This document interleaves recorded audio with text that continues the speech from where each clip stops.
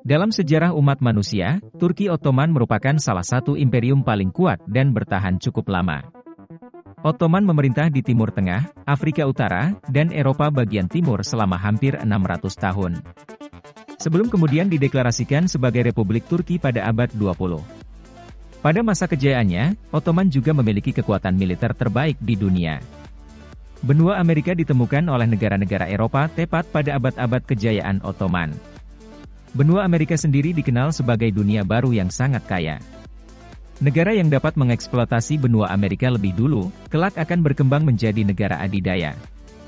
Tetapi Ottoman yang pernah berkuasa hingga pesisir Samudera Atlantik, tidak pernah mengirimkan misi untuk ikut berlayar ke benua Amerika. Sebelum lanjut menonton, bantu channel ini untuk terus berkembang dengan melakukan subscribe dan menghidupkan lonceng notifikasi. Kalian juga dapat menonton lebih dari 100 video sejarah Indonesia dan dunia, yang telah kami buat sebelum ini. Kalian juga dapat membantu kami dengan berdonasi di Saweria. Link donasi dapat kalian lihat di kolom deskripsi.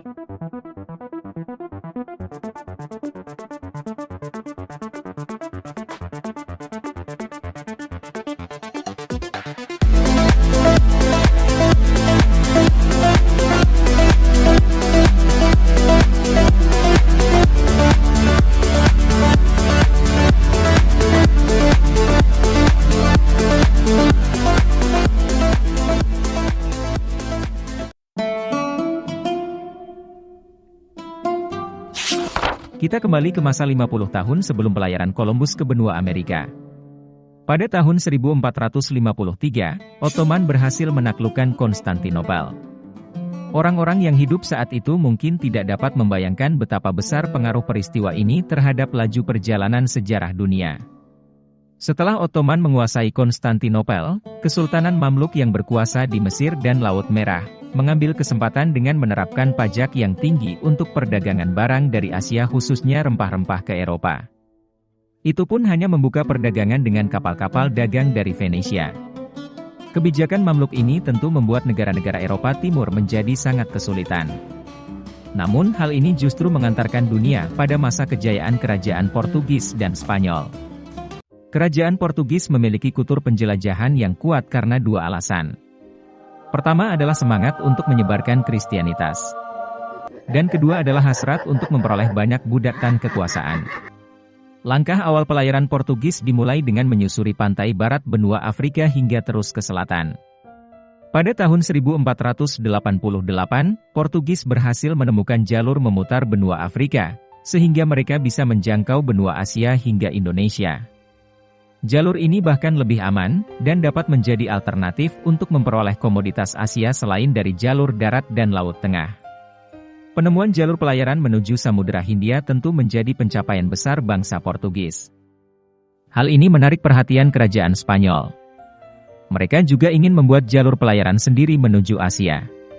Christopher Columbus, orang yang merintis pelayaran bangsa Spanyol pertama kali berpikir kalau ia akan dapat mencapai perairan Asia Timur, jika terus berlayar ke arah barat Samudera Atlantik. Tapi ternyata, Columbus justru menemukan sebuah dunia baru. Benua yang belum ada dalam peta manapun, yaitu benua Amerika. Penemuan jalur pelayaran baru oleh Portugis malah mengakibatkan kehancuran ekonomi bagi Kesultanan Mamluk. Mamluk lalu jatuh dalam serangan Ottoman. Dengan begini, Ottoman menjadi pemain utama yang menguasai perdagangan Laut Merah. Setelah kejatuhan Mamluk, Ottoman juga berhasil memperluas kekuasaan ke Bashrah. Hal ini memberikan akses Ottoman ke Teluk Persia. Artinya Ottoman memiliki akses terhadap banyak perairan penting mulai dari Laut Merah, Teluk Persia, Samudera Hindia dan Laut Mediterania. Seharusnya Ottoman dapat dengan mudah mengirim pelayaran ke benua Amerika. Tapi kenapa Ottoman tidak memanfaatkan kesempatan dan keunggulan mereka? Ottoman sebenarnya pernah menunjukkan minat untuk berlayar ke benua Amerika. Piri Reis, seorang kapten Angkatan Laut Ottoman, sekaligus seorang kartografer dan ahli geografi, pernah mendiskusikan proposal kepada Sultan Sulaiman, untuk membawa Ottoman berlayar ke dunia baru. Piri Reis menunjukkan beberapa peta yang menunjukkan temuan dan pelayaran Columbus menuju benua Amerika. Reis juga mengambil data dari para tawanan Spanyol yang diperoleh oleh Ottoman. Namun hambatan terbesar Ottoman untuk memulai ekspedisi ke benua Amerika adalah lokasi geografis mereka yang tidak menguntungkan.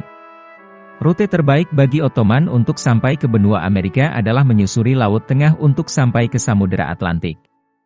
Sayangnya, pintu keluar dari Laut Tengah ke Samudera Atlantik telah diblokade oleh Spanyol. Jalur lainnya yang dapat mereka tempuh menuju Samudera Atlantik adalah dengan mengitari benua Afrika. Tetapi rute ini akan menjadi pelayaran yang sangat panjang dan menghabiskan banyak biaya.